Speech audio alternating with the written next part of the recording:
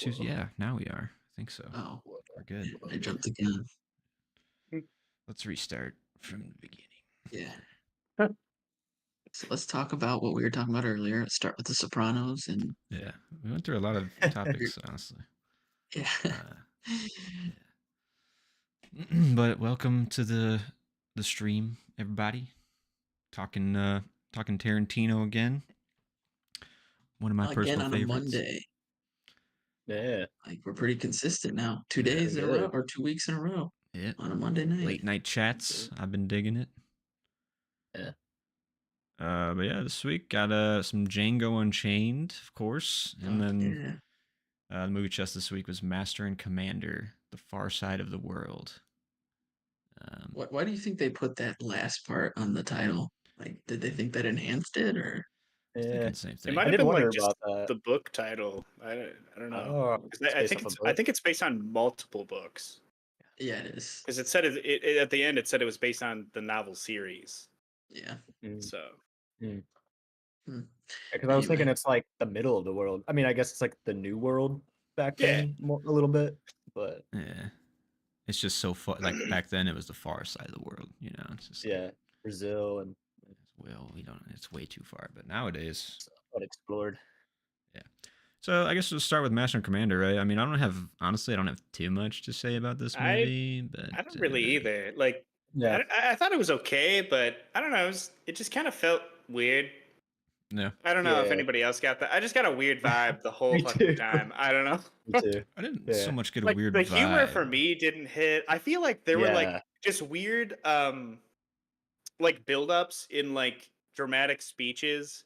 I don't know. I just remember two, but I don't remember the specific lines. I know Paul Bettany had one, and then Russell Crowe had one too later in the movie. And basically, like the end of the line, like the end of the fucking, like the hit of what they were like getting at, just kind of just doesn't make sense. And Yeah, I like felt they throwaway-ish. like say it as it's like a bomb, like it's really dramatic or Gotcha. something. I'm like, wait, what? Like that doesn't even make sense. Like, Yeah. I should have just wrote it down because Yeah, I don't actually remember. So this kind of sounds bad, but like, you know, No, I remember feeling that specifically in Russell Crowe's speech where I was like, okay, Oh, yeah. the ship is fine. Yeah. England didn't get you guys fired up. Is that what he said? No. This ship is England or something? Yeah, that's it. yeah. His I'm like, home, the ship is England. wait, what? Yeah. Like, Yeah. I don't know. It's I guess patriotism, like boys. I guess like I didn't know. Like, was that what I was supposed to? Was that what I was supposed to get out of this movie? That like Patriotism? I should Yeah, like you nationalist. sacrifice my own things that I want to do for patriotism or a greater good, or was it to help out my friends?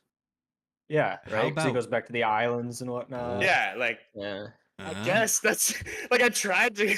I'm like I should think about this in the way to, you know, help out my friends, not the patriotism way, right? I mean, like I don't know. I guess I like could. You the can main- think that way if you want. As long I as guess, your like, friends are patriots, then yeah. I don't know. Yeah.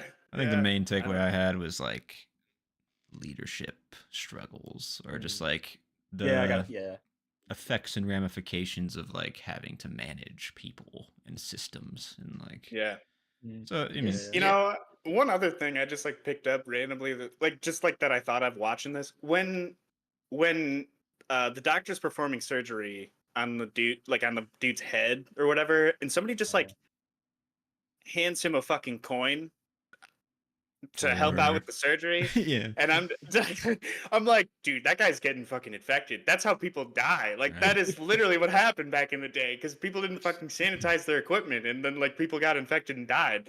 Then like literally later in the movie, he brings up how like people could get infected, and I'm like, what the fuck? Like, but he knows you what don't he's give a doing. shit about infection. I guess This man's doing surgery on himself, dude. Like, there's no fucking rules. Yeah, Like, yeah, that was fucking crazy. Yeah. Yeah, just all around how that fucking dude just shot him by accident. Like, what the fuck? I mean, it's also like trying to display like harshly realistic like 1800s boat living, and I appreciated it that. I did like the realistic feel of like living on a boat back in the day. Like that was actually kind of neat. But I was like, because when it first started, I was like, oh, I'm gonna get like Pirates of the Caribbean vibes a little bit, right? Like we're on a ship. Yeah. Yeah. I think but then also it was like a little grittier. Yeah. For sure. It definitely was like more maturely trying to like be inside the processes of a ship, you know, or like the meticulousness or like the decision making or like the command. Yeah, it's kind of unfortunate because this movie came out in 2003, which Pirates of the Caribbean, the first one came out in 2003 too. And I think because I had never heard of this movie. Yeah, this movie kind of like just slipped under the radar. And I think there were like several factors. One was Pirates just like completely overshadowing it. And it's like, it's obviously it's a different take and a different tone, but it still kind of feels like the same when you're just like shooting cannons and like loading it up and fucking like battling. Yeah. And those parts were sweet. I enjoyed those. Yeah, that is true. The action was pretty good for the editing got a little hairy, I think. A lot of shit blended, like it was a lot of like grays and blacks and browns in this movie, which is maybe like truthful to the time of just like when you don't have good lighting, shit just looks terrible, you know, but like it doesn't make like for a visual like a feast for you, you know, that's for sure. At the beginning when they have the intro about how like Napoleon Bonaparte's like taking over Europe and shit, and then like they show Russell Crowe as like the captain of the ship, I'm just like, is Russell Crowe gonna like pull another gladiator here and take out like the emperor? Yeah. Just sail back home actually on that ship around by himself, like I don't know. One ship takes That's pretty basic. It's pretty like a pretty straightforward movie overall, you know, just like and I mean there's nothing wrong with that, I'd say, but like it doesn't really like entertain you like it should.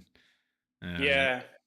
I mean like I don't know. I feel like there was an overarching plot, I guess, with the other ship.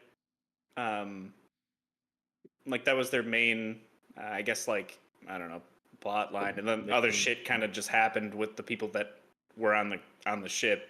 But like, I don't know. I guess it just felt kind of loose. It did. I mean, in a way though, I kind of liked it because there were moments I highlighted here. We didn't let him like have like realistic, you know, shit happening on the ship. Yeah. Some of the moments I highlighted were like just the casual like laughter that broke out in scenes.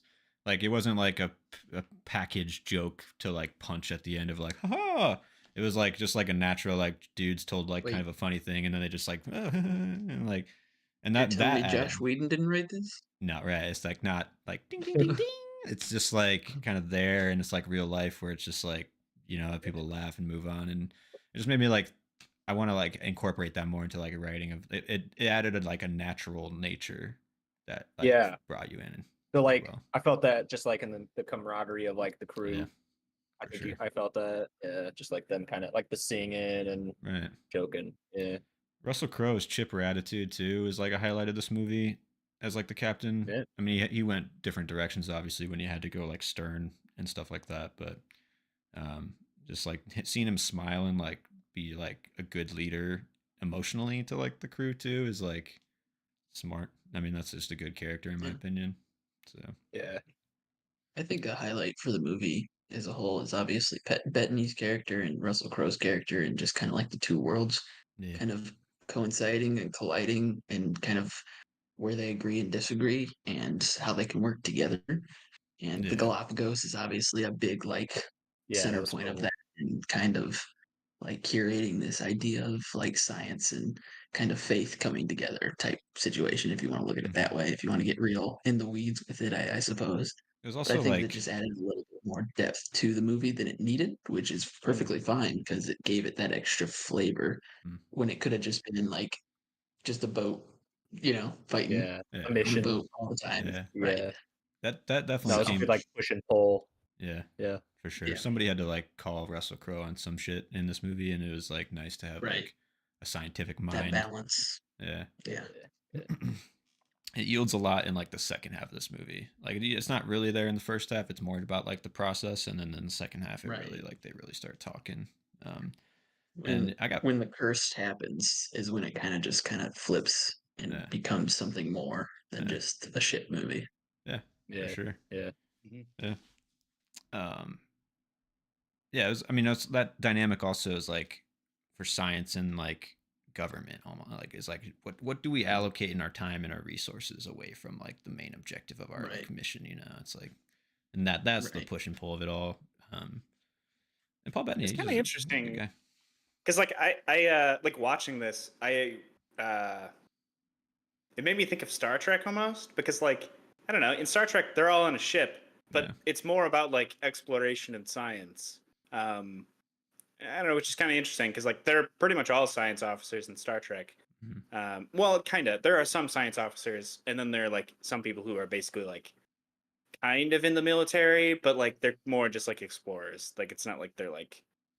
So I don't know. Right. But I don't know. I was kind of just like getting those vibes, you know, from Paul Bettany because he's like into the science aspects and like adventuring and researching. I thought that like child character was a good addition too, because it was like the kid who like loses his arm. I don't know. I like actually felt somewhat connected to this character, and I think he could have easily been like kind of tossed to the wayside. Yeah. But like I thought they wrote him pretty well, and like both Paul and Russell Crowe's character, like their kind of like mentorship of him felt real. Yeah, it's a good balance of both their viewpoints too of that kid, you know, because he takes what Paul Bettany's character gives him and kind of uses it, but also blends it with what Russell Crowe has kind of helped mold him into be. It's cool. And then, I mean, by the end of the movie, clearly there's like the cross where, oh, it's the stick bug. Here we go. Now this is how the worlds can kind of. That's nice little tailoring. Yeah. So. Dude, like that's, I don't know. There was definitely that shot of him like when they're boarding the French vessel and he's like the one-armed fucking badass like coming. I don't know. I was just like, holy shit. Like they did this kid justice. Yeah. Moments. Yeah. I mean, one of my highlights of the movie really brought like the stakes of the whole situation to it was when like there's the one dude who can't swim back to the boat and he's just like getting left behind and then you see, like the people are down below are like cheering like like it's like everybody's like captured in that fucking like below decks and like there's the one dude that framed the decision so well of like the one over the many type thing. Right. Like, that was a great scene for sure. Yeah. And I thought it was like good, just like the look that he gave like his first mate or whatever, that older dude, where it's like you can tell it's like that's a hard decision to make. You gotta do it though. Yeah. Man, or when that one dude fucking couldn't take the pressure of like leading the rest of the crew and he just fucking grabs a cannonball. Yeah, dude. It's fucked up. Right in front of the kid that was like, you were really I know, like, damn, dude. But I was like thinking about that too. I was like, maybe he had to know at least one person knew that he jumped off. Like, I guess if you don't find him on the ship, you know he's not there anymore. But I guess you don't know why. Yeah, true. Yeah. Also, just I really loved the ending to this movie. I just loved how they just like picked up some instruments and were just like kind of vibing with each other at the end. And, like we're on the same little path together. The fucking jam sesh. Yeah. It was a nice. Yeah, I like how they did that. Like just I don't know, a couple times through the movie. Nice little way to send. Who would have thought you can play a violin like a fucking ukulele? I didn't know that. Right. Yeah. I mean, like even Paul Bettany plays his cello like a bass. Yeah. I mean, I don't know. Yeah, I think you can just do that with any instrument. Like, I think like theoretically, you could play like a regular guitar with a fucking bow. It just would sound fucking weird. Somebody should do. Imagine an electric guitar. Fucking be like nails on a chalkboard. You know, I'm gonna give this one 3.5 at the moment. Kind of think that's where I landed as well. It didn't push me up to a 4, but I was feeling like 3. I don't know. I thought it was fine, but I don't know. I don't know if I'd really recommend it to anybody. But it was fine. I don't know. It wasn't bad. Yeah, I think I would recommend it to certain audiences. Like, I did recommend it to like 3 people because that is a good point. Because I was talking to my brother earlier today, and I'm like, maybe I should recommend this movie to him because he might like it. Yeah, right. Certain people. Like my friend's a big fan of Pirates. It's like one of his favorite movies or a movie series, and I was like, you should watch this. I mean, it came out the same year. Pirates just fucking overshadowed it because it's Disney. These guys are propaganda bullshit. This is better than Pirates in my opinion. So I mean, the first Pirates it's niche. The entertainment value of that movie is the best. Like, off the charts, in my opinion. What do you say, Johnny Depp? You don't like his take on Jack? Amazing. Dead Man's Chest is the best Pirates. Yeah. And then Strange Tides. We've been through this. Yeah. I recently watched it and I'm like, I mean, I used to shit on Stranger Tides and I was like, it it's rips. not that bad. Yeah, it's pretty good. Give it a second shot. Yeah. Bottom tier, but yeah, even I would recommend this to like Sarah just because she kind of likes those like era type movies where it's set in olden times, like Outlander type series. This one too, like there's a line in the movie where it's like, oh, these modern times we live in, isn't it crazy, or something like that. And it's like, this one feels like it's like just taking place in that time. It's not like reaching back. Definitely. Like some other movies feel like, it helps that it's contained on the ship, and then they can really dig into what that life felt like, which was cool. Little touches like the new map of Brazil and like that kind of thing, and the discovery aspect and all that. Really like. Yeah. I will say I was expecting a little bit more because this was directed by Peter Weir, and this is the movie he made after The Truman Show, which that's a 5-star movie for me. I fucking love that movie so much. And so I was kind of like hoping a little bit of like of a more powerful follow up, but it's good. It did the job. So. Yeah, I mean, I think he put like all his concentration into that first ship sequence where everything's just exploding like that. That was so cool. Like that whole first ship battle, I thought it was very well constructed, and I was hoping the last battle would be the same way, but it felt like it was kind of just like, we have to get this done, we don't have much in the budget, or as much, so it felt a little sloppy. Right. I was just curious, so I just like looked it up. What do you think the budget actually was for this movie? I'm gonna say it's pretty high because there's a lot of $78 million. My guess is this was like before like super bloated Marvel budgets though too, so it was like I say like 110. It's still pretty high for that time, I say, but no. Do you have a guess? I'll split the difference and say like 85. I guess it's 150. 150 million. Yeah. Wow. Way higher than I thought. Like, I mean, the set design. What was the first boats. Pirates? First Pirates, I'm gonna say 120. See, I would say 150 for the first Pirates. Yeah, you're probably right. There's so much. Wait, what did you guys guess? I said 120. I guess it's 140. Damn, cheaper than. Wow. I will say Pirates made more of their budget. Oh yeah, Pirates fucking blew up. I mean, but even just like their sets and like. That's what I was thinking. Jack Sparrow coming in on his little boat. I don't know, like the sets for this movie. I mean, like you probably have a different set for each of like the floors of the ship, I guess. I don't know. I don't really know that much stuff about like how you would make the sets for this, but like I'm sure they did. It seems like you wouldn't have like as much, in my opinion, but I don't know, because it seems like at least like Pirates of the Caribbean probably had like way more sets or like places they had to go and shit. They but built I don't know. Cave at the end, I assume, like for the. Yeah, that's true. Giant ghosts or skeleton sequence or whatever. That is true. Disney still did some practical. Yeah, I think like the set design is probably where a lot of this money went to, like the boats and like all the costumes. Yeah, the costumes and shit. Yeah, that's true. There were a shit ton of costumes. Like also paying. And there were so many fucking people. Pocketing 25 million. Like I mean, like all of those people needed different costumes too. So I mean, like I don't know. Yeah. I don't fucking know. I mean, they actually plus all the repairs of the ship. Yeah. It's just expensive.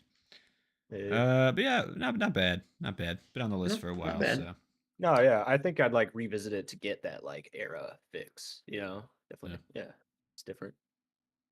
Yeah, I don't know. If I think like personally, I don't think I would. But I think that's just my different taste. I don't know. Because like I mean, I thought this movie was good, but like I don't know. I definitely don't think it was like for me.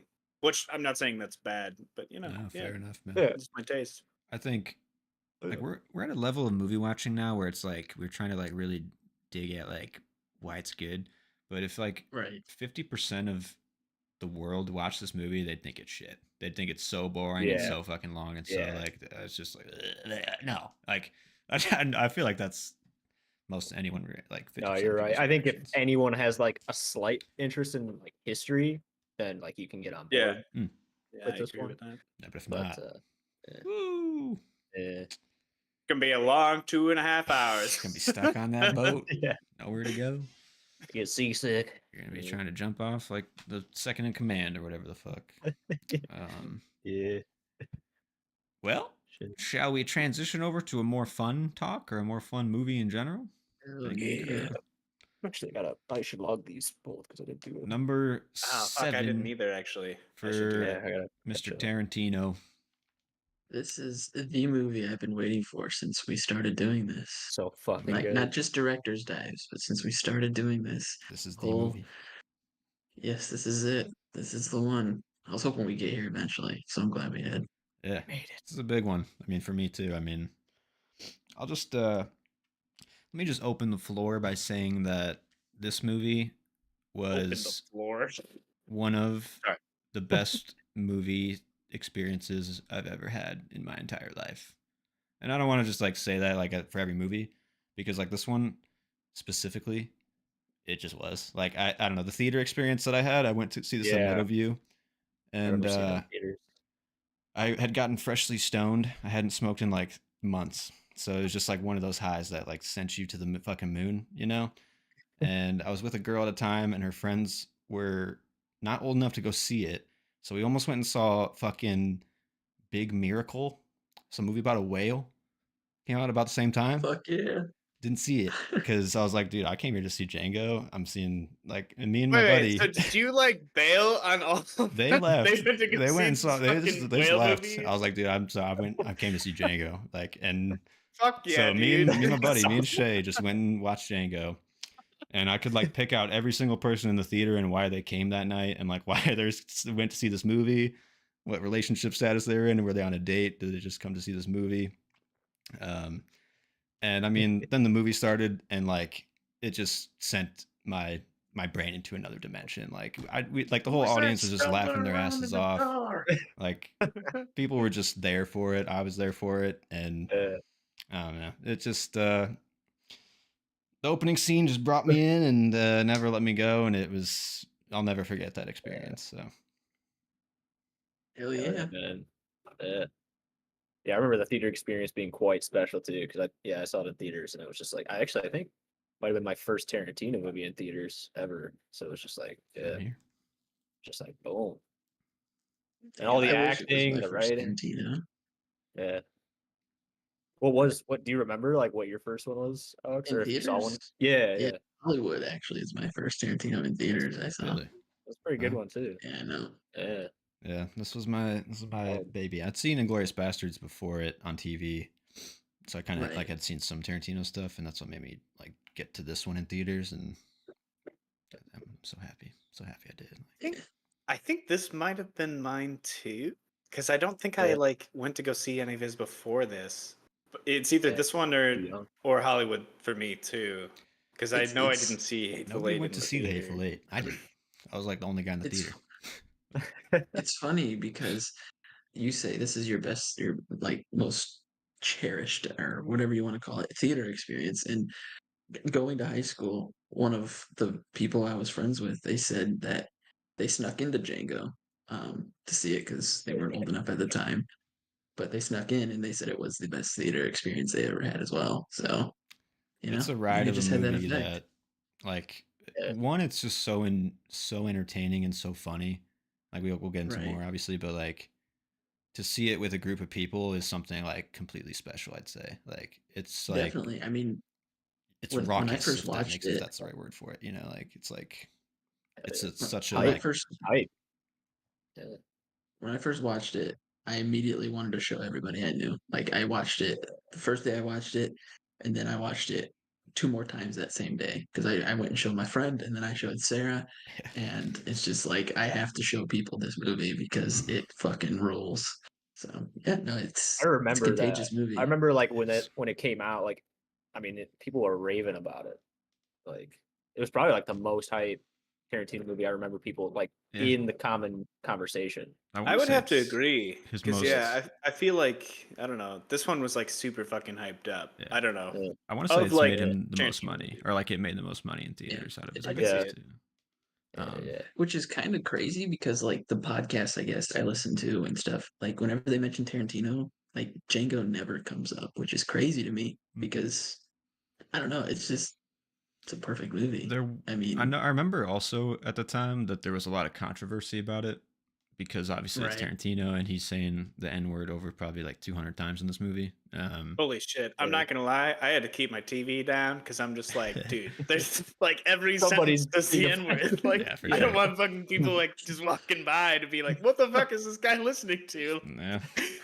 I would hope that if you just catch a snippet of this, like, this movie, you know it's Django. You know, like at least I've seen it so many times, or like it's been memed so many times that you kind of know it's like the Django stuff. But dude, that punch scene of Leo when you first go to the Mandingo, like that is like the classic meme. Yeah. So good. Yeah. It's funny too, because like the way I look like at work, like actual, like going to work, and all the places I've worked, I try not to make friends with people because it's just work, and I just want to treat it that way. But there was this one guy who, one of my things I always ask for an icebreaker is just like, hey, what's your favorite movie? And this one guy said his favorite movie was Django, and that's the only guy I've ever worked with where I was like, just shook his hand right after that. Friends now. But yeah.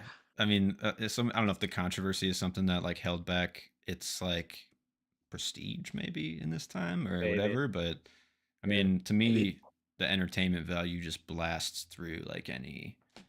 I don't know. I wrote a long spiel about like, is Tarantino justified in writing this? I don't know. What you guys? Is he justified in putting in that much gore? I mean, he's had to answer that for the entertainment value. Yeah, true. I don't know. Do you have any like? Do you think like there's any issue with him writing this project or what? No, I don't think so. I don't think so either. It was a great story. I mean, like, that's the thing. At its core, this is the perfect story. I mean, it has, like we've said, it's funny. It's got gore. It's almost fairy tale drama. Like the ties to the fairy tale of like what it's like a myth. It's like a folklore character. Not Matilda. Yeah. Is it Matilda? It's got everything you need in a story to make it likable and just, I don't know. And it's got like things that connect. You got the Broomhilda story where it's like we're watching the Broomhilda story and it's just Django and Broomhilda, and then you have I don't know. It's a perfect story. So yes, he's justified. I mean, it goes with his, like we said, it's his fantasy of an alternate universe where it was a possibility for a slave to become a bounty hunter and get his wife that, and finally get their freedom. It's I mean, that's what I got is like awesome, almost. Yeah. I mean, it's like I was like, is it okay? I wrote all this shit down. I was like, at the base of it, I was like, is it okay to have like a white man to have a fantasy of a black slave like getting even and like killing all his slave owners? Like, hell yes. Like that's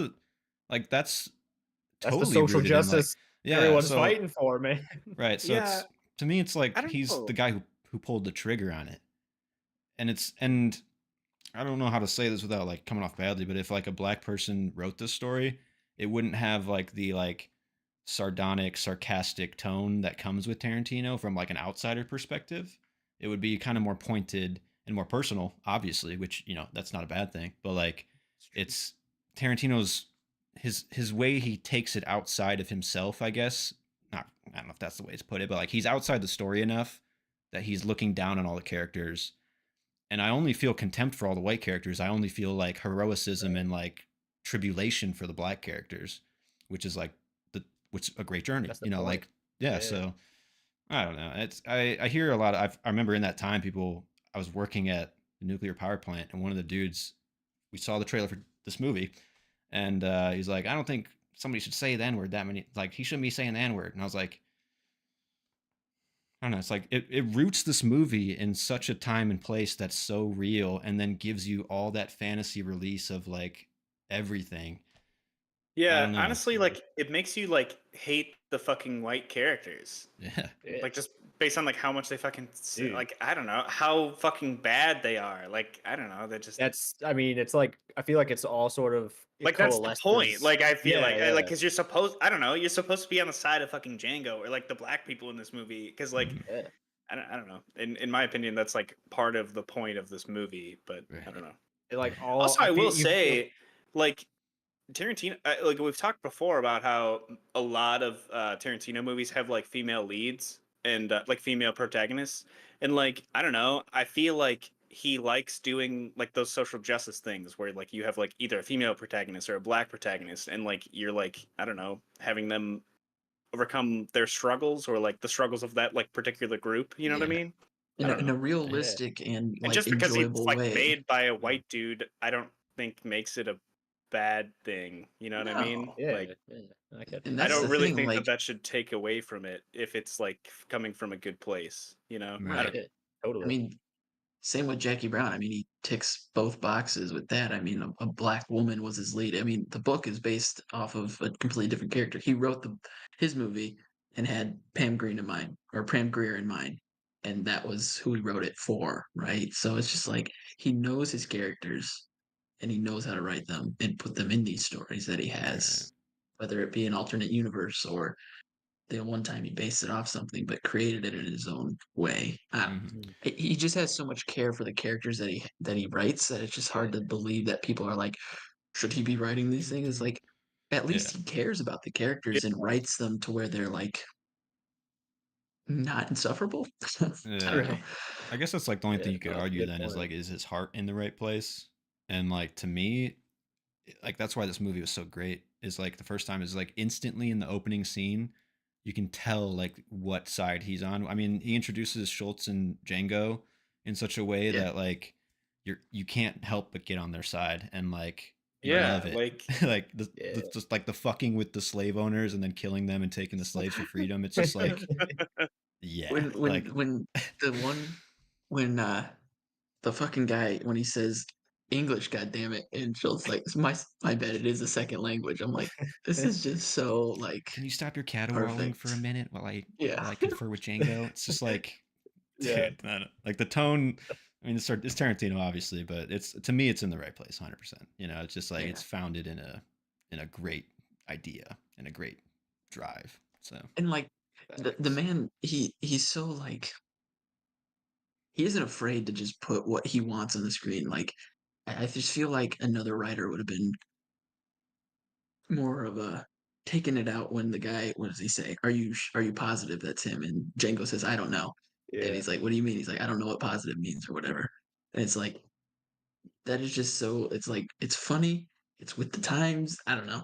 At the times of that time. So it works. And I don't know. I mean, good comedy. I had a note here of like the Tarantino must have maybe had, I don't know if it's difficulty, but like he has such smart characters all the time, and then he has to have like Django, who's like literally an uneducated, black man, right? Like so, it's like how does he kind of like match up to power levels with all these characters? And like when he says like I'm curious why you're so curious, it's like he doesn't have all the capabilities of like getting it to Candy, right. But he has like that smirking like tone of like you want to hold my hand, like he's smarter. He's the smartest guy in the room, obviously. By the end of it, like that. But like, dude, I love how many times he like one time he spells out his name, and then like how many times he's like the D is silent. That's my game name, not my game name, my gamer name or whatever in League. The D is silent. I've only had one person be like Django fucking rules. I'm like, hell yeah. I mean, great dialogue writing throughout the entire film. I mean, that's like, oh yeah, definitely. This movie, I did note it's a chapterless movie, which I think helps it like just continue and never stop. Some of Tarantino's just like chunked up in ways. Neither. And this one there are like distinct sections, obviously, but it's like they just flow right into the next. Yeah. Dude, one of the funniest scenes ever in movies, the fucking KKK scene. The bag scene. My God. Yeah, like, holy shit. No, nobody brought slaves in these bags. What's fucking all I had to do was cut holes in a bag. I could have done it better than this. Well, fuck all y'all. What's great about that moment, I think I noticed for the first time, is that he takes the bag off before he rides off on the horse, because like he can't even wear the bag to ride his own. He's like, I'm going home, and he takes the bag off and leaves because he can't see it. So yeah, like no other writer could make a KKK scene so goofy. You know what I mean? Like, it's like so serious and heavy, and then he puts the bag on, and he's like, I can't see fucking shit out of this, and it just completely turns the tone on the whole thing. It's very smart. I never even realized it was Tarantino in that scene either. He's one of the guys. He's like, he's the guy that's like, I'm not pointing any fingers, but next time we do the bags right, we go full regale. He's that guy. And oh shit! Yeah, I once you didn't hear even it realize though, I didn't know that either. He's like later in the movie too. Yeah, he's like the Aussie, right? Mm-hmm. Huh. Yeah. But once you hear it's him, it's That's like cool. he's totally, yeah, you can tell. It took me a lot of watch throughs to realize. I would not have even, yeah. All that matters is getting the fucking horse see. It's a raid. Raid. No, I noticed too, like the intro sequence, reminded me a lot of like the Jackie Brown intro sequence, because like they're just kind of like walking the whole time, and I don't know, like that's basically the Jackie Brown sequence, except it's kind of just her walking on a conveyor belt, and it's like one shot the entire time basically. But I don't know. I feel like they were like similar vibes. For sure. Yeah. Yeah. I see that. Yeah. I did note too, this is like one of the first times I want to say that Tarantino used like an original score. Like from the instant that opening scene, it's like Django.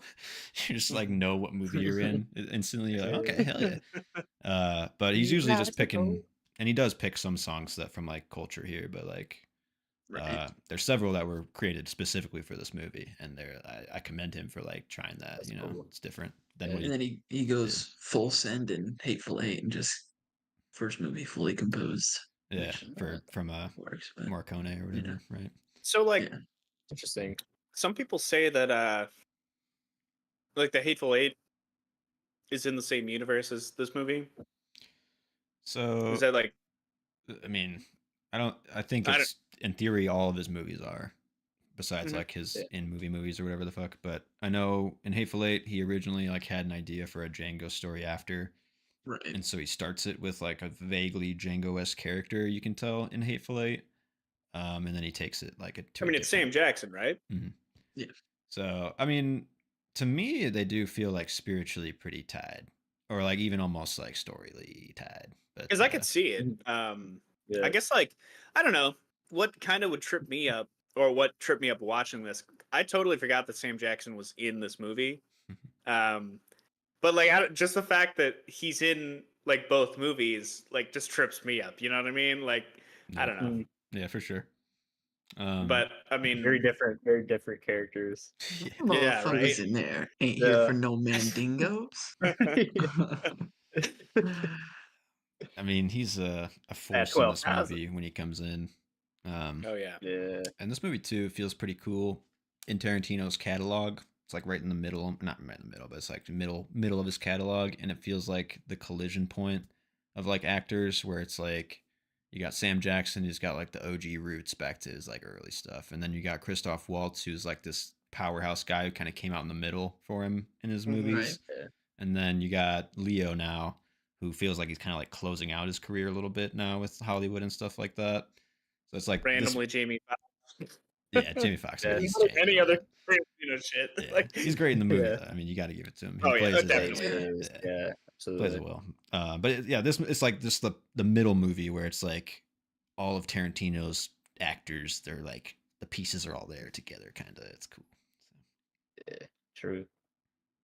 Dude, I just love that first image of Django. And he's like, "You gonna let me pick my own clothes?" Isn't that bright ass like blue tux? Holy shit! That's so goofy. You mean you want to dress like that? I mean, the first like 30 to 40 minutes of this movie are magic, in my opinion, too. I mean, the opening stuff obviously gets you there, and then the second scene where they go into town and like they shoot the sheriff and get paid for it by the time they leave. What did you do to our sheriff? Yeah. I even have like, maybe it's just this movie is just seared, and like the experience is seared in my brain, but I even have like the way that they take the foam off the beers like seared into my brain. Like, dude. For some reason, I think I wrote down a comment about that. Yeah, that was, I don't know. It was kind of neat. Yeah. Satisfying. Yeah. Hey, so I have a question for you guys. How many of these movies, like these Tarantino movies, have you watched with someone else on this watch through? I think for me, it was only Inglourious Bastards. I think every other one I watched alone. Oh, okay, gotcha. What about you, Alex? All by yourself, or with anybody else? All of them are by myself except for Django. Sarah loves Django, so Gotcha. she I actually guess stayed up till like 11 watching it with me, and her bedtime's oh 8. hell yeah. So Nice. Okay. she loves Worth it. Django. I don't know. good. I guess I was just like thinking like I don't know. I feel like this movie in particular would just be like more fun to watch with other people. Which I Yeah. don't. I feel like I hardly ever say that because I would probably prefer to watch movies by myself so I can like think about them. But like I feel like I don't know. I feel like most of Tarantino's shit is like good to watch with other people, and I Oh, think even you, definitely. Alex, like we're talking about that. I think it was like Pulp Fiction. I think when you brought it up. But yeah, I don't know. Like I get it. Like I don't know. I've watched some of these with other people, and I don't know. I think it It's was a Did more they enjoyable like them? experience. Yeah. Yeah. I can It's see that. something about like sharing, like especially Pulp Fiction. Like I watched it at a bachelor party, and there was like 3 dudes there that hadn't seen it, and it was like them experiencing that for the first time made me experience it for like a first time in a way because I'm seeing it through like their enjoyment, like seeing if they're laughing at certain parts or if they're, Right. you know, so. But even I mean, Inglorious Bastards actually is one of the other ones that Sarah actually enjoys of his movies. So maybe this like run where it starts off like after Kill Bill, she's kind of in because Hateful Eight she's kind of wishy washy with, but even Hollywood she enjoys more than the others. So Yeah. You know, I it's think I've just this only phase seen that's just like Once Upon a Time in Hollywood like one time. So it'll be nice to watch that again. For sure. And I think Hateful Eight I might only have seen one time as well. I don't know. It'll be nice to like watch these next two again. For sure. Yeah. Especially I mean with Django, I mean fuck. I turn it on when I just want a comfort movie to watch. But Yeah, like I was just thinking like I kind of want to watch it again. Like Yeah, I don't know. it's something about it that's just so yeah, and it's so like for a 2.5 hour long, or is it even 2 hours and 40 minutes? I think so. Yeah, It's something like like that. it feels lightning fast, Right. you know.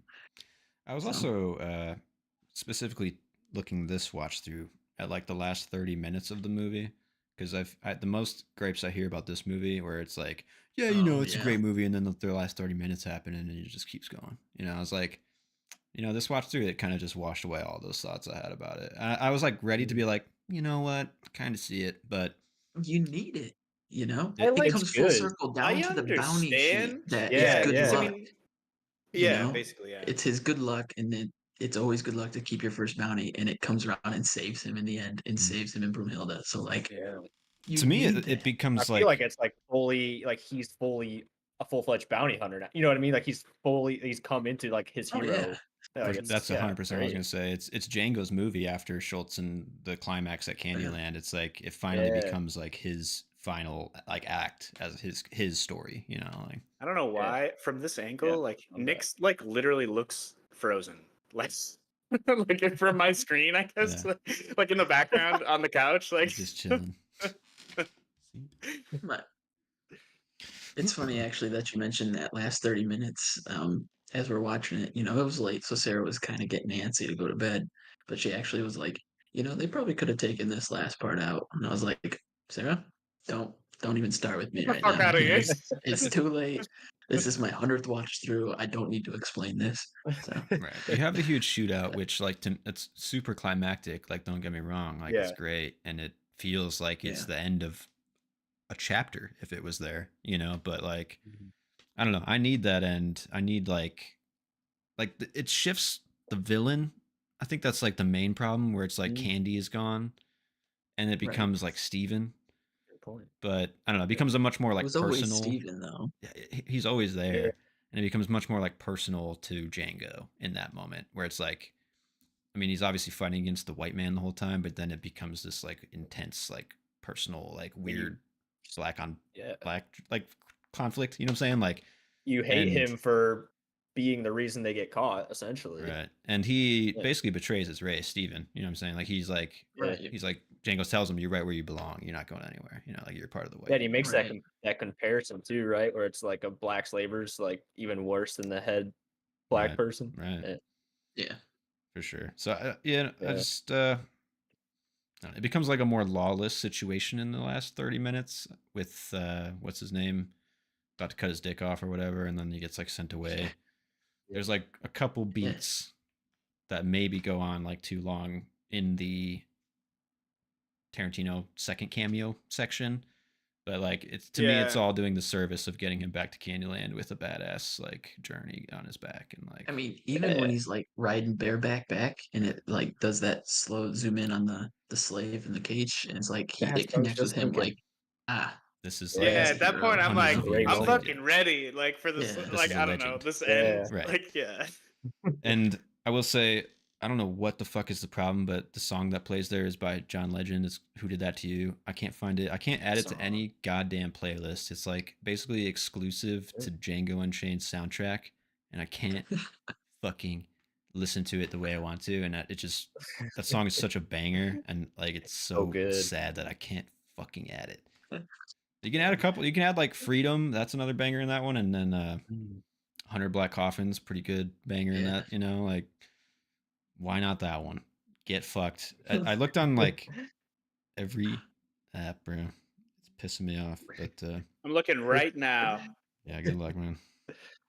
Dude, I gotta say, that wire pull on Miss Candy at the end too still fucking gets me. Oh my god, Miss Laura. Oh shit. Yeah, I mean that's just the over the topness is like what makes this. I mean, Tarantino's he makes cool movies, obviously, but like he's not afraid to go silly with that shit. And like I noted too, there's a moment when Django does his like shooting the snowman shit. Schultz literally like comes into frame from below. Like it's like so comedic how he enters the frame. It's like literally like he is like rising up. I don't know. It's just like Tarantino just going for the fun of the shot and going for the vibe, and like just if when you line all those things up, shots all up, it just like feels so good. Like you just do it. Just make it fucking great. Yeah. Is it called Who Did That to You? Yeah. Damn. You can't yeah, get it's like specifically taken off. Well, I checked Spotify. It's like blacked out. But dude. it's like on there, but it's like blacked out. Like you can't listen to it. I don't know like what the fucking deal is. Dude. Have you like Googled it like to find out like there's what, no like one. what's no up one with gives it? a shit as much as I do. I'm the one person in the world. Like, well, fucking email annoying, dude. Quentin, dude. Figure it out. Oh, good. Just email quentin.tarantino@gmail.com. That's gotta somebody be will respond. That's gotta be. Oh, I don't. It's just such a and that moment too. That's what catalyzed that song as such a banger. You know, obviously, it's like, but I can't a visual with it. Explore it. Yeah. What do you guys think? Leo DiCaprio, should he have gotten the supporting actor Oscar, or what's the? Yes, I think so, man.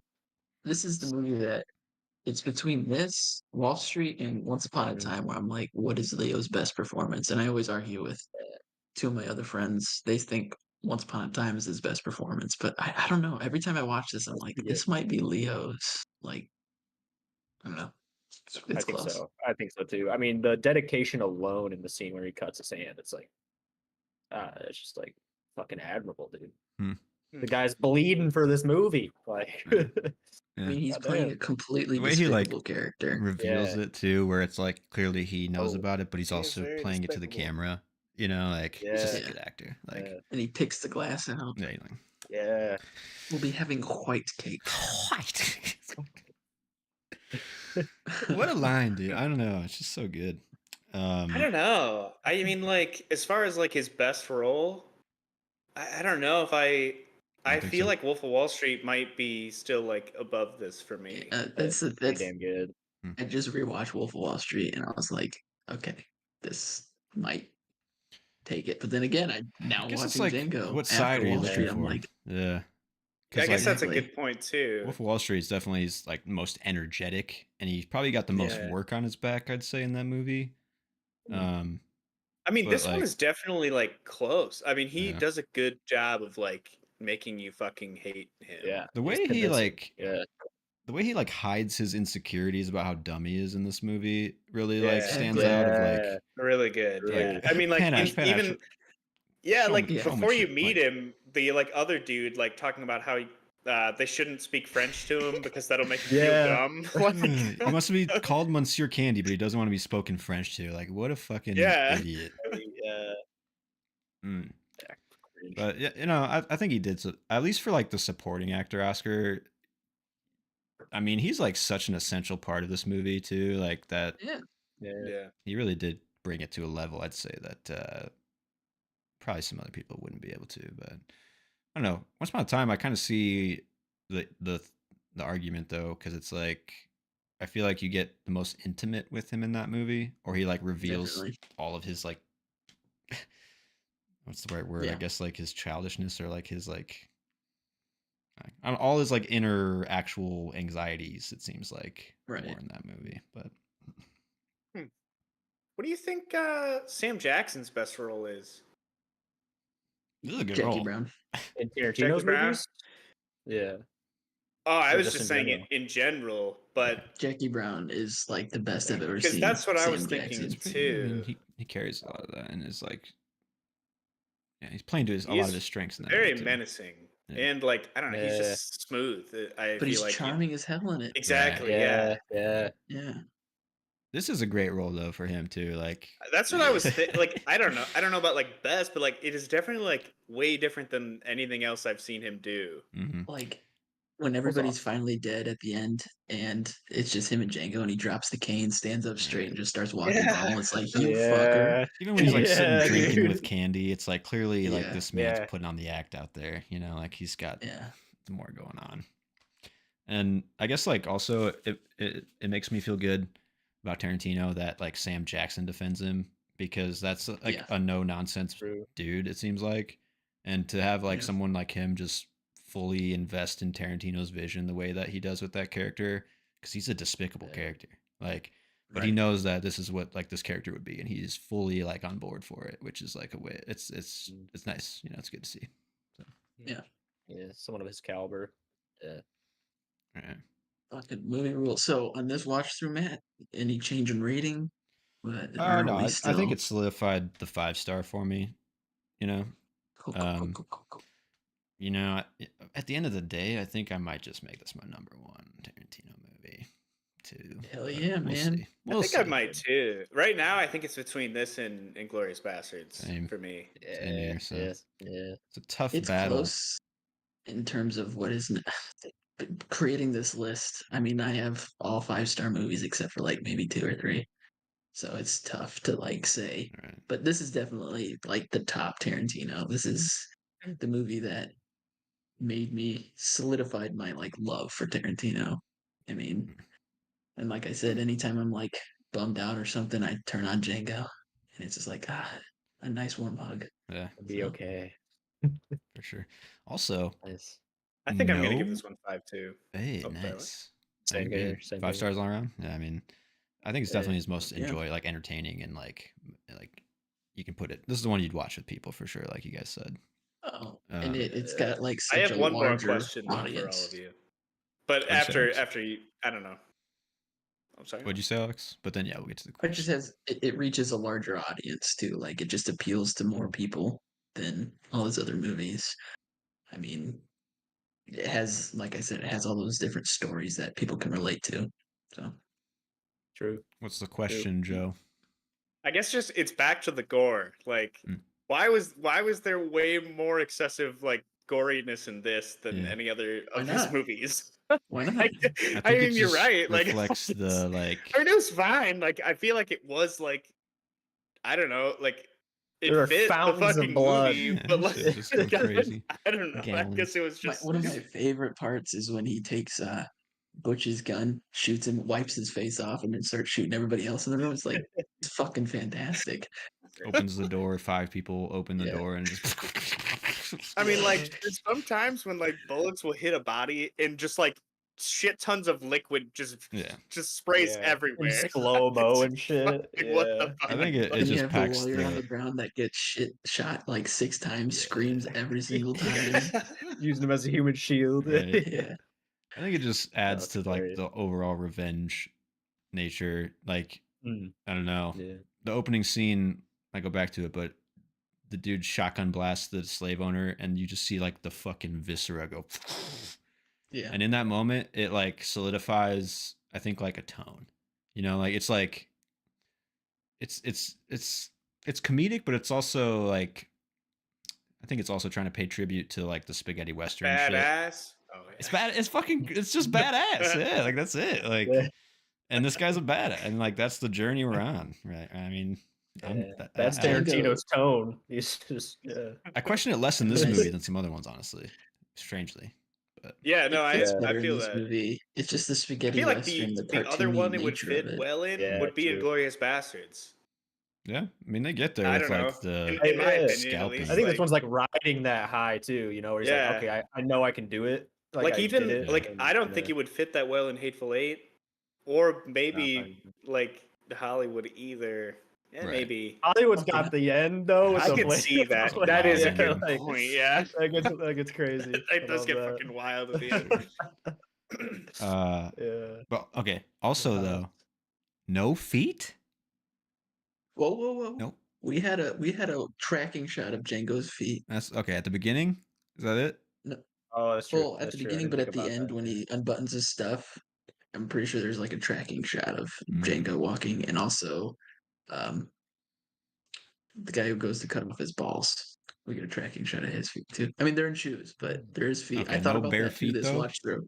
I think there's bare feet at the beginning though. He restrained himself. Just in the I think that's it. It might be. Yeah. I didn't think about that this time, actually. No, yeah. I mean, similar to Inglourious Bastards, like he's containing a lot of his like things that don't always work for me. You know, he's keeping them like close and keeping it all like very. Oh, feet don't work for you, Matt? I mean, not to the level that he wants to fucking show them. That's for damn sure. You know, like no eyeballs squishing between toes. If he had his way, it'd be like a puppet show with feet. You know, and just if he had his way, he would be drinking tequila off of what was her name? Selma Helix. He did have his way. Her feet. Oh wait, he did have his way. He got it out of his system. Wait, when you're a director, man, anything goes. Your world's your oyster.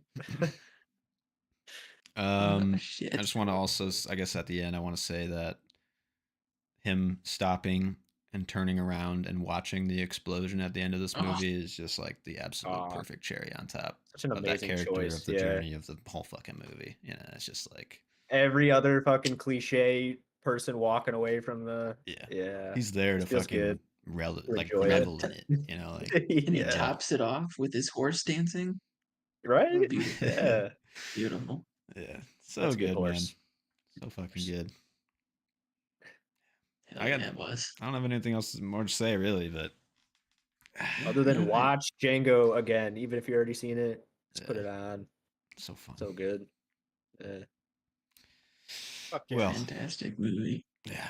I think I'm positively looking at next week. It's one of the lower ones in my current catalog of Tarantino, but I'll and we'll finally be able to compare.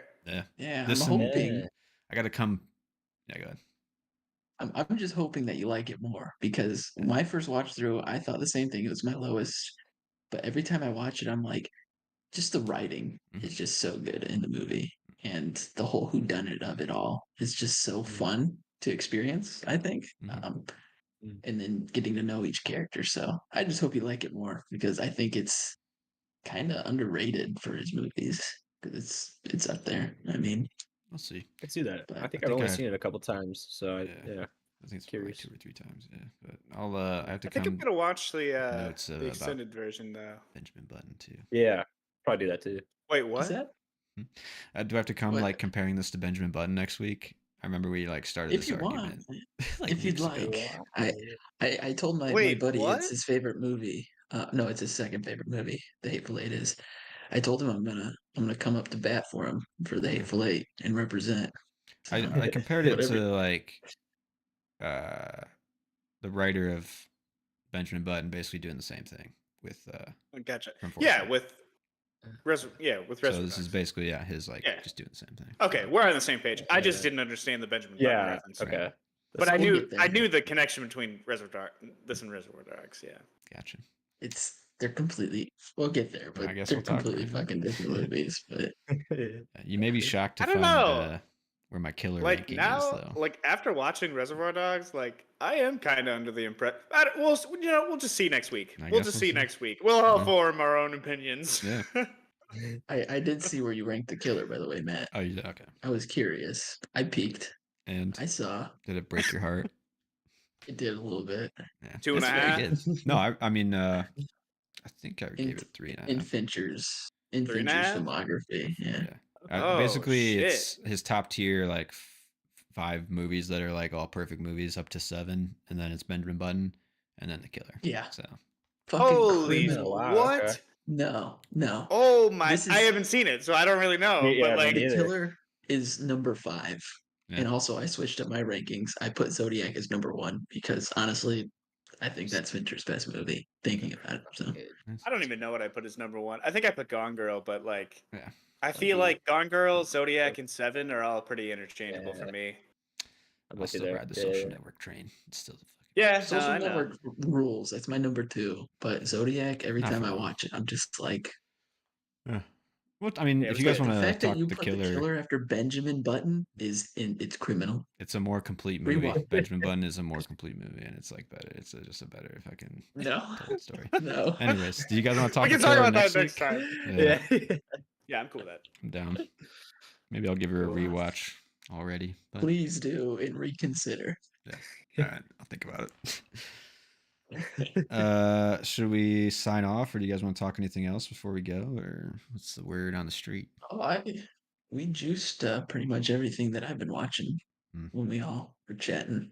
Yeah. Earlier, so. Nice. Sopranos, Invincible. Sopranos, Hell's Kitchen. Oh, nice. Fuck, I feel like I'm missing something. Saw Five Nights at Freddy's. Ah. Moving Cool. on. And It was fun. Yeah. I don't know. I played the game for like a total of like 15 minutes in my entire life, but And didn't it's like pretty- it. I mean, it's like I get the vibe of the game where you're like. I mean, watching all 15 these minutes is screens. pretty low. That's Jump pretty scare, low. right? It was like I think it's when I was like jump scare. 11 years old or some shit. Yeah. Mm. It was like watching little monitors, and then a little fucking fuzzy animatronic dude pops up, and you're like, oh my god, hit the power. But they don't do any of that in the movie. It's like basically just like the most flat, monotonous, like standard horror movie structure that you could just like insert things into. It's PG-13 too. Like you don't make a horror slasher that's PG-13. Just don't do it. Yeah. I mean, it's like the villains are silly. Like there should be more fun in the movie, and it's just fucking boring. And it's like my same gripe. It's like an hour and 50 minutes, and you could have cut 20 minutes out of that movie, man. I don't need to be here for this long. I don't, especially if you're this fucking boring. Like, I don't know, just don't make long movies anymore. I'm never getting off this hill. Like, it's just not. You're not servicing the movie. You're not servicing the audience member. I watched people. We just watched a long leave movie. upset. Unless you're Tarantino, I was just gonna right? say that. I Yeah, was waiting for him yeah. to finish, but I'm like, we just watched like 2 movies that were both like 2.5 hours. And do they feel that way? No, because he knows what he's doing. He knows he needs this time. Django didn't feel that way, but I feel Some like the other other one ones. felt that way for me. Here and there, I guess. But I'm like, thinking Glorious Bastards feels long. No. Oh no, I meant Master Commander. I mean, for sure. That would I be- didn't. No, Tarantino. has Nah, moments. but I mean, yeah, if you need to be that long, go for it, man. Go for it. But you don't need to be this long. None of these Pad movies that these days need to be this long. They just don't. They just fucking don't. And I'm done. I'm what gonna die about on the hill. Killers of the I Flower Moon, love- Matt? Don't 3.5 get me started hours on or that. we whatever. talked about this like The 2 weeks ago. runtime. I have been feeling bad though. I kind of want to I like. wasn't here. That's my bad. Yeah. I kind of want to like backtrack how aggressive I was, even though I still think you- kind of agree with all those thoughts. But It just does. It just feels a little padded to me still. I mean, maybe if I rewatched it, I'd feel different. But my first Wait. experience just felt. What do you mean? I wasn't it's a here. The 3.5 first time, hour so- movie. Oh, Well, yeah. I'm gonna die on the complete opposite hill of Matt and say that long movies. It should have been are- longer. No, not longer. But I love just- long movies. I'm just The saying, though, longer the like, better. I love movies. I care about movies. I go to the movie theater. I want to leave feeling good. I want the people around me to leave feeling good so that they go see another movie. When you make a 3.5 hour movie, when you make a Five Nights at Freddy's movie 2 hours long, you've lost that audience member. They're not going to come see another movie because you're not pacing it well and you're not giving them satisfaction.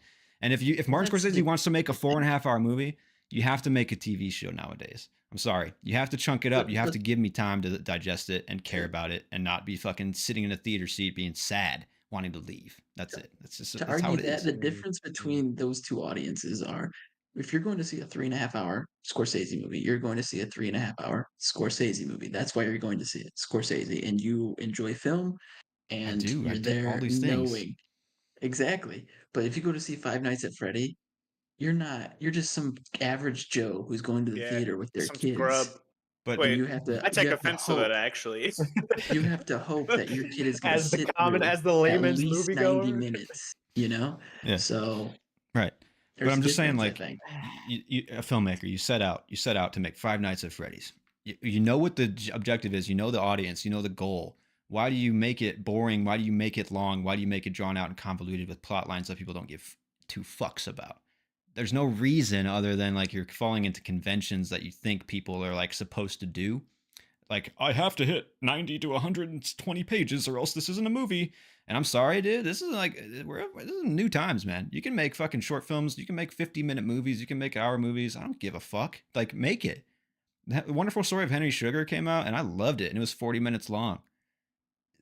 I don't give a fuck. Like, people don't have time anymore. I was like, if you want to watch Killers of the Flower Moon, like, imagine coming home. Like you said, you're busy. Like, you have to chunk out 3.5 hours. That's like half your day to like watch the movie. That's crazy. Yeah. But I sit down in bed and I turn on The Sopranos and I watch 4 or 5 episodes in a night. Right. I mean, because it feels good. Because it feels good. When you make 3.5 hour movies nowadays, they don't feel good anymore. They don't feel good. They don't like. I don't know. I felt pretty good watching Killers. That's fair. So. I mean, I'm one audience member, so. No, I mean, I get the argument. I totally get there's a time and a place, but I just feel like for a director like Scorsese, I mean, it might sound kind of like a bad argument, but you're going to see a Scorsese film. So, I mean, but I'm okay. I'll throw back another argument. 3 hours long. Every Scorsese film that I've watched has been under 3.5 hours, you know, like, and then every one before The Irishman was under 3 hours, and everyone before that was like 2.5, and like, why? But Wolf of Wall Street was 3 hours, and that movie rips for 3 hours. It does. Like 3 hours exactly. It's on that coke-filled fucking. It's got the energy to fucking pack it, you know. Yeah. Like, but The Irishman, I didn't think The Irishman was like insufferable for being 3 hours. I still gotta watch that one. I haven't seen that one. So yeah. It's pretty good. I guess like with Scorsese, it's like this man's. People say he's the best filmmaker of our time. I don't want to talk more shit about him, but I need to watch more of his movies. You'd think that the best filmmaker of our time would know what to cut. That's all I'm saying. To get the movie into a pacing. I don't think like I get why people argue that he's the best filmmaker of our time because obviously he paved the way and kind of shaped. It's just like Kubrick, but like I don't know. Sure he's the best film. One of the best is just a better title because there's better ones out there who I would agree that Scorsese, all of his movies, the shorter ones sometimes feel longer than the longer ones. That's why I think this later run in his career, they felt shorter because I felt the pacing was better, even though they are longer. But it just, I guess, to each their own. I think I need to watch more Scorsese movies though too, because I mean, right now I feel like he's a little one note, so I think I need to broaden my like horizons on him to like really absorb. For sure. I mean, say if you've only hit like his big ticket ones like Goodfellas or Casino or but like he's got like Shutter Island. That movie goes hard. I like the movie. And I do want to watch Shutter Island, The Departed fucking rules. I mean, I don't know. Yeah. He just falls into very conventional stuff. I'd say that he created. But like I don't know, if you made the same movie 20 times with like replaceable parts in between it, it's just like what else you got? Yeah, I don't know. That's how I feel, but that's fair. I mean, okay. I didn't mean to get back on fucking Scorsese. God damn it. No. That's what's great about movies, and it's like I don't know. You can have something to talk about. Not everybody's gonna like it, so for sure. Discussion. It's fun. Sometimes it's better for disagreement. It makes it more colorful rather than just that was good and everybody just nods along. Yeah, for sure. Agreed. Well, that'll tease. We were talking earlier about what director we want to do next. So I guess Noah, keep your mind open. We got to decide here soon, but figure out who. You know, Matt, I do have a question for you. Yeah. So if we do like a Cronenberg or a who's the other guy? Von Trier. That is it. Yeah, Von Trier. Are we gonna do it like side by side of another director? Or I'm down. I mean, I'll talk movies all day long, you know. But yeah, no. I think that would be fine. I mean, yeah, I mean, whoever wants to do it can hang another around movie a for, week is not bad. So. right. Yeah, can hang around, and whoever wants to be a part of the discussions can. Whoever doesn't, doesn't. But I'd be down. I've been enjoying like the Aronofsky dive and stuff like that by myself. So it's been what do you think of The Whale? By the way, I need to know. It was fine. I didn't really hate it, honestly. It's very schmaltzy and it's very hammy and it's very kind of like, I don't want to say exploitative, but like it doesn't really like have the best goals, I'd say. No, and it's such a generic like, oh, my youth group did this. It's like there's so many more. Like the church is so corrupt and fucked up, and you chose the most surface level bullshit to go off of to be like, oh, this is why I don't like the church. Like, fuck off with that bullshit. You want to say something important, you want to say something profound, and you use this surface level crap. It's just and everyone's like, yeah, this is so profound. He's really this touched me because I had this similar experience. Like everybody has this fucking experience, but there's worse things that happen. Wait, you can be 600 pounds. Is religion like a heavy part of this movie? I did not know that. I didn't even know that. I mean, a dude just comes to him and is like part of like. Gotcha. He wants to. I've had a lot of religious trauma in my life, so I feel like I would like this movie, or maybe I should watch this movie. I guess. I think it's more about if you that's have what made me overweight so problems, but it made me so angry because it's like they're not going about it the right way. The experience I've had with religion and the experience that a lot of people have with religion, it goes deeper than what they explore in this movie. And everyone they just want to be so profound and like you said, it's so hammy where it's like trying to be like, yeah. It's like, no, these are weak. They fall flat. It's almost like play-esque. It might have been a play, honestly, but it was like it is. It's a play. It's a stage play. The way that he's like trying to coach his daughter to like write again and stuff like that. It's like very exercisey as a writer, like. My follow-up question is, do you think Brendan Fraser deserved his Oscar for that? Who was he against? I don't even know. He was pretty good in it, I will say. He did a pretty good job. He used a lot of his natural like. Oh, he was against fucking Banshees of Inisherin. Colin Farrell. Farrell. Colin Farrell. It's tough. I mean, I think I think Fraser did more effort. I disagree. I think he also I think it was a bad performance. Really? I think it plays to his strengths a lot. I think it is like, if honestly, I don't know who you would have picked for that role besides him, like to play it. I could see that argument. Sure. But it's not a good performance. Yeah. In my opinion, it's cheesy. It's hammy. Yeah. It's like that character is supposed to be very like genuine, and his heart's 5 sizes too big and it's going to explode in 2 days. But he's got to be a cop, like. Yeah. But it's going to explode because he wolfs down 6 pizzas a fucking night.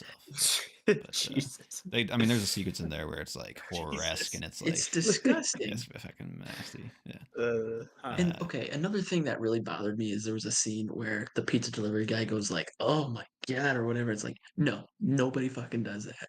Nobody does that. I don't think he was just like looked at him and was like scared because he didn't recognize, like, he didn't realize like who he was actually going to be, kind of. But I get what you mean. It's also cheesy and like weird, but it's like that. There's better ways to go around making that point of like this guy thinks this is a disgusting lifestyle, right? Mm-hmm. It doesn't have to be like, let me slap you in the fucking balls with it. Mm-hmm. It was sloppy and it felt like a lot of shortcuts. That's why. That's fair. I mean, I liked how he transcended at the end to be Captain Fat Man or whatever. That was. Imagine I like he falls Aronofsky's on his daughter. Say. What's up? She's fucking dead. Imagine he falls on his daughter after that, She's dead. She's gone. She gonna catch him. I think he evaporated. Like, if I read the ending of that movie correctly. Yeah, he went and saw God. Yeah, he's done. I mean, he's transcended. I will say Aronofsky is a pretty good filmmaker. I like he can bring emotion out of his films in ways that some other filmmakers can't, and he tried a lot to do in that one. Yeah, it's just weird and hammy and kind of like a gross story, so you don't even really want to be there for it. But yeah, I just remember watching it and being so angry about it, and then talking to my friends about it, and they loved it, and I was just trying to like bring them to their senses. But it's just fine. Have you watched Mother? I have not. I need That's to one because I'm I've heard curious it's if pretty you'd good. like or not, because that one is hard to latch onto at first, and then by the end of it, it won me over. But like, it's quite a journey. I've heard one of my buddies is always recommending it and telling me I need to watch it. So I do. I need to get around to watching it. But Makes cool Aronofsky's movies. just kind of rubbed me the wrong way. That's fair. It makes pretty cool movies, though, I will say. And I actually, if you just want to cap it off, I just watched the Postcard from Earth thing at Vegas a couple weeks ago. It's like this 3D fucking like new sphere experience, and it was pretty sick. It's kind of like just soaring. If you've ever been to Disney, you're like soaring over the world or whatever, with like a sci-fi twist. And then there's just like the crispest images you've ever seen. There's like they used 18K cameras. It was like they had to build a camera for it. You've seen places on Earth that you've never fucking seen before. It's insane. It's incredible. And you're like, the thing that got me was like, it's like, that was cool is like, it's a new medium almost. Because instead of like moving your eyes around the frame, you literally have to move your entire like head around the frame and like absorb on a 360 scale. And then at the end, they did a really cool thing where the credits like all came up and they never like left the screen. So basically by the end of it, it was just like a wall of credits and all the people's names. And it was the first time in history that every single person's name had been in like one frame together in the credits. And I don't know, it's just like, it's a cool medium that I'd like to see where it could go. So, yeah. Wow, very cool. And dude, imagine like something like a theater like that in like every big town, every big city. Just being able to go see something like that. Sphere shows in. Yeah. Only costs like $1 billion or some shit to make. Yeah. All right. Yeah. State budget. State budget allocated. Allocate some funds there. Yeah. Yeah. Any other comments before we check out? It's kind of a late one, so I should get out of here. Yeah. I thought it was a good conversation tonight. Hell yeah. I mean, Tarantino, you can't go wrong. Can't go wrong. Yeah, it was good ones. I mean, the movie Chess was pretty good too. Yeah, got some picks for next week, so we'll do some picks here maybe tomorrow or something. But sounds good. Yeah, I'm ready to go whenever. So hell yeah. Same. I just looked at them, so I don't know. Are we still letting me pick, guys? Or yes, sir. We can relegate you to 2, man. If you're really that confident. Yeah. All right. Yeah, I can do that. Yeah. I just pick like the worst 3 of this batch. Just trying to tank them. Yeah. Well,